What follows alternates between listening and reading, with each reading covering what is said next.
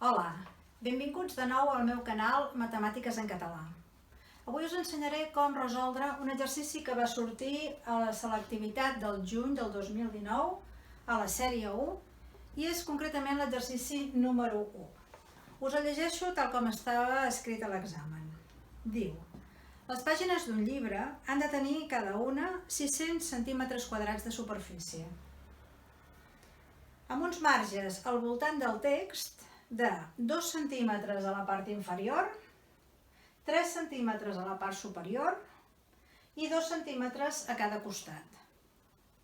Calculeu les dimensions de la pàgina que permeten la superfície impresa més gran possible.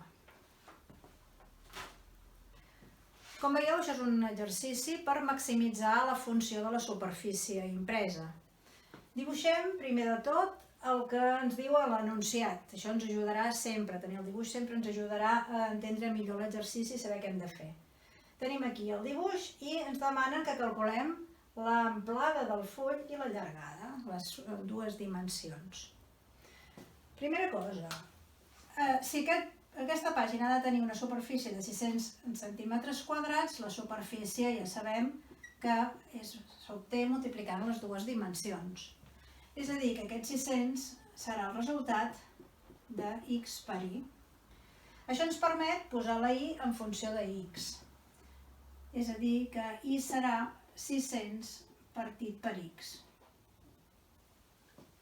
Bé, anem a escriure ara la funció que realment hem de maximitzar. Hem de buscar el màxim, que és la funció de la superfície impresa.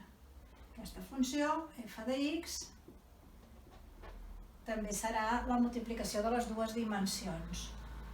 L'amplada de la superfície impresa serà l'amplada del full menys els 2 centímetres de marge que hi ha per cada costat.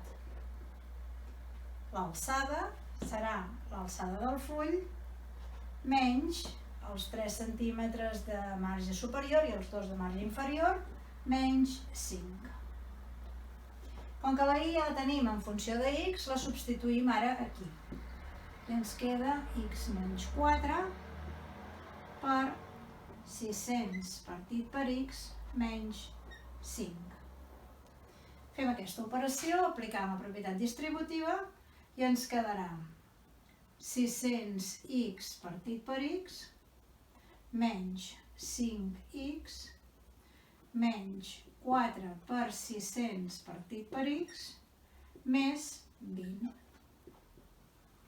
Podem simplificar aquestes x d'aquí i obtenim 600 menys 5x menys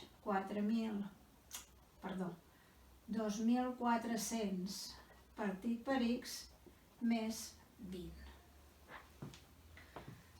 Per tant, la funció finalment és 620 menys 5x menys 2.400 partit per x. Per trobar el màxim d'aquesta funció, sabeu que hem de fer la derivada. Derivem, doncs, la derivada de 620 és 0, la derivada de menys 5x és menys 5, menys la derivada d'això la farem considerant aquest 2.400 la constant i multiplicant per la derivada de 1 partit per x, que, com ja sabeu, és menys 1 partit per x al quadrat. Arreglant això, tenim menys 5 més 2.400 partit per x al quadrat. Aquesta és la derivada i ara el pas següent és igualar-la a 0. L'escrivim a part.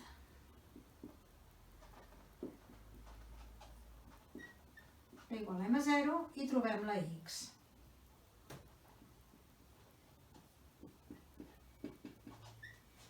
Fem el canvi.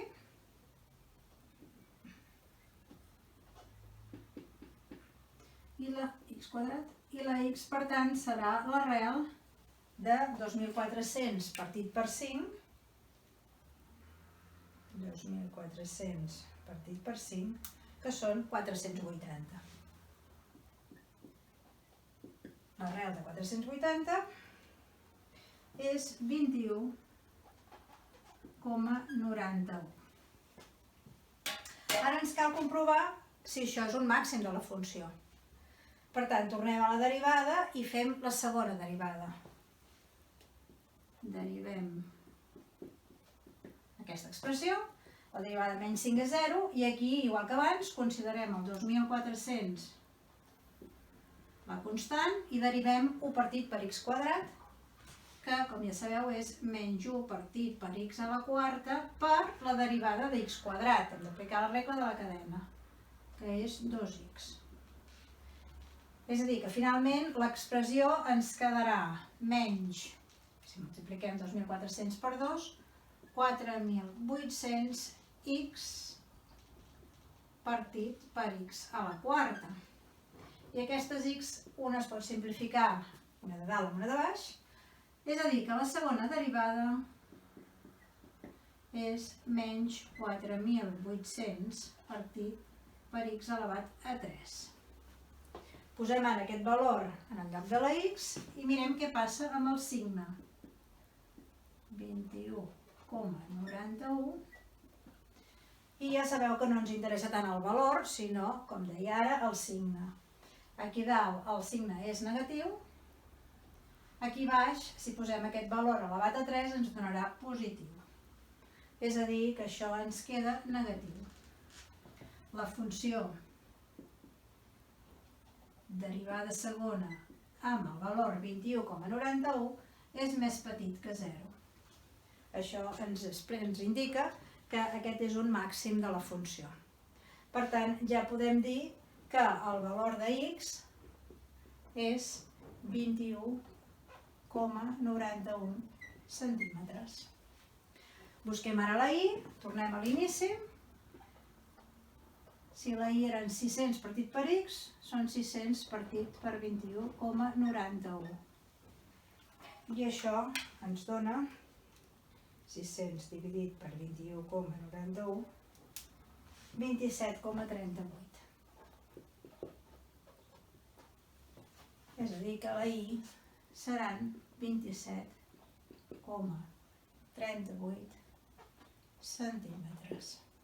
I aquestes són les dimensions del full. Evidentment, quan hem fet l'arrel quadrada, no hem considerat el valor negatiu, perquè estem parlant d'un full de paper d'unes dimensions reals. És absurd agafar el valor negatiu. Per això aquí ja hem obviat el més menys de l'arrel i hem agafat només el valor positiu.